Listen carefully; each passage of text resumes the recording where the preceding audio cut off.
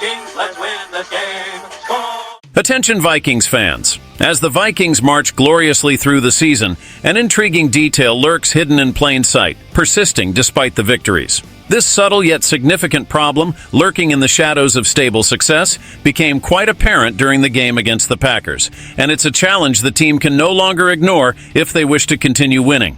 Are the Vikings prepared to handle this adversity that quietly follows them? Welcome. Show your Viking support by reaching 100 thumbs up on today's video.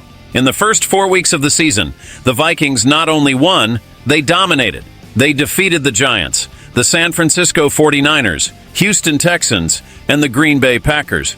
Adding up all these games, the purple team led the scoreboard for over 3 hours of actual game time. And let's be honest, that's pretty amazing, isn't it? However, despite this smashing start to the season, it seems not everything is rosy. A curious detail shows a really interesting and worrying situation. The Vikings are indeed experiencing a problem that almost goes unnoticed amid so many victories. What is this problem? The giveaways. Interceptions and fumbles continue to haunt Minnesota, placing the team among the 5 worst in the NFL in ball protection until October 1st. And here lies the irony. Despite a superb performance and an enviable winning record, this small problem, the frequent handovers of the ball to the opponent, still persists.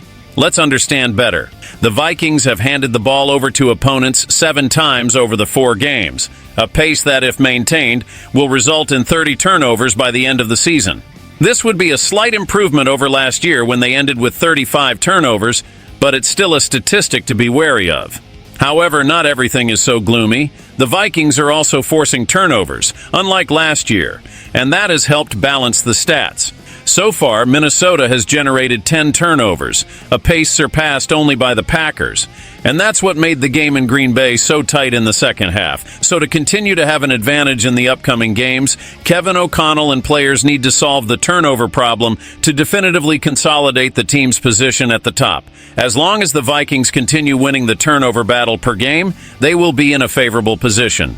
On the other hand, if Minnesota stops forcing turnovers on defense, it will be a disaster.